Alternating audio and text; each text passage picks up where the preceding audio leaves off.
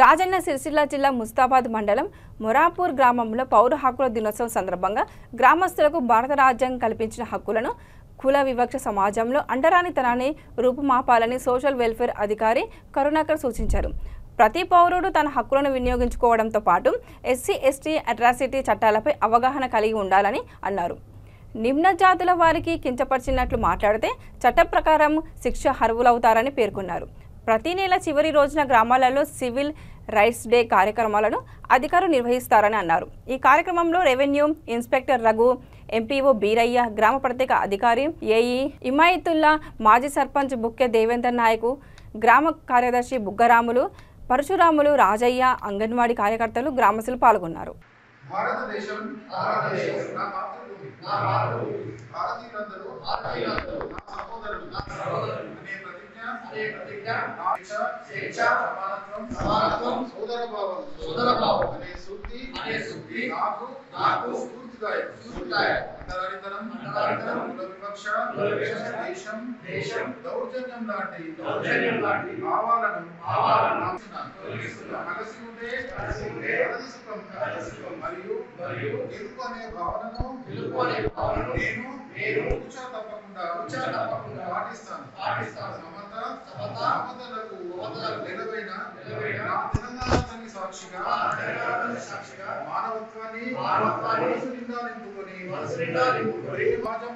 సమాజం పట్ల బాధ్యతగా నిలుపుతానని ఆత్మసాక్షిగా ప్రమాణం చేస్తున్నాను. జై భీమ్, జై తెలంగాణ. వెరీ మార్చు 6 మీరేనా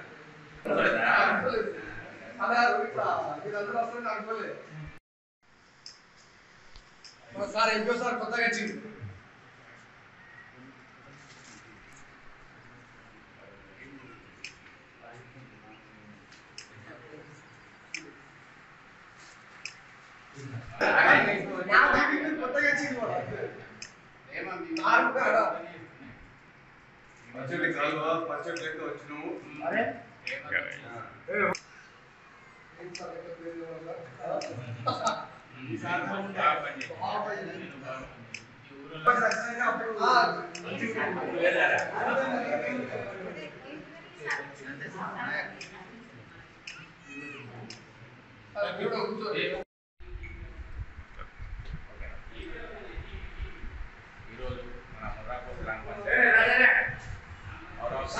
సందర్భంగా గ్రామ సభ నిర్వహించి గ్రామ ప్రజలతో మమేకమై విధంగా ఈ పౌరప్రతినిధుల యొక్క ముఖ్య ఉద్దేశం ఇటువంటి కుల వివక్ష కానీ మత వివక్ష కానీ ఎటువంటి జరుగుతున్నాయా ఇటువంటి దాని యొక్క ముఖ్య ఉద్దేశం మన ప్రయత్నించడం జరిగింది.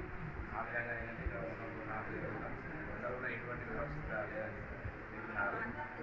ఇక్కడ పౌరప్రతినిధులు ఈరోజు మొర్రాపూర్ గ్రామంలో పౌర హక్కుల దినోత్సవాన్ని నిర్వహించడం జరిగింది.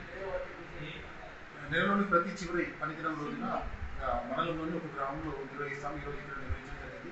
ఇందులో ఎంపీఓ సార్, అలాగే సార్, అలాగే ఏపీఆర్ గారు, మాజీ సర్పంచ్, ప్రత్యేక అధికారి, గ్రామ సభ్యులు పెద్ద ఎత్తున పాల్గొన్నారు.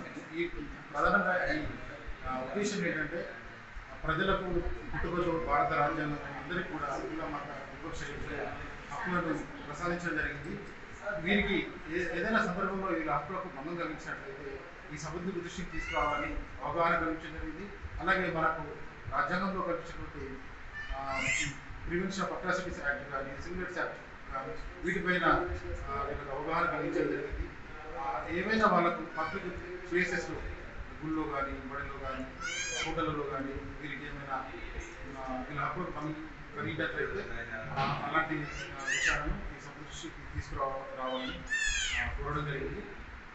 ఈ విజయవంతం చేసినందుకు అందరికీ కూడా ధన్యవాదాలు.